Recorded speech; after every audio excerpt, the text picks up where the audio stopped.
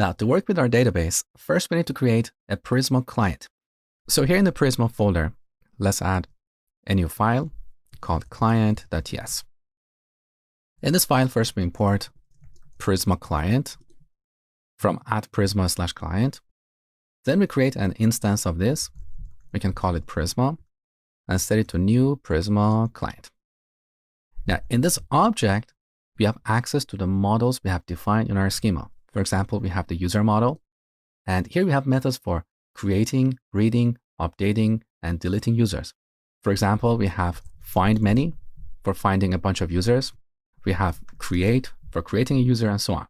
So anytime we define or change a model and then create a migration, Prisma CLI automatically generates or regenerates this Prisma client. So it's always in sync with our models, okay?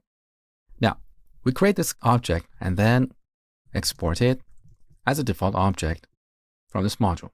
Now, technically, we can create this Prisma client anywhere in our application, but as a best practice, we should make sure that there is only a single instance of this running in our application. So the reason we are doing this in this file is because the first time this client file is imported somewhere in our application, we get a new instance of this Prisma client, but the second time this file is imported, this code is not re-executed, it's cached, so the result will be reused, okay? Now, in Next.js, because we have fast refresh, anytime we change our source code, Next.js refreshes some of our modules. In that case, we'll end up in a situation where we have too many Prisma clients. So you will see an error in terminal saying too many Prisma clients. This only happens in development because fast refresh only happens in development.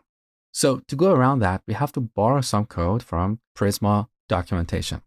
So go to Google and search for Prisma Next.js Prisma client. You'll find this page, best practice for instantiating Prisma client with Next.js. Now, on this page, you will see the actual code. Very briefly, what this code is doing is that it's using this global namespace to store a single instance of Prisma. So when initializing this constant, if there is an object, if there's a Prisma client in the global space, it's used. Otherwise, a new Prisma client is created. Now, I know it's a little bit confusing. Don't worry about it. It's something you do once and you never have to come back to it.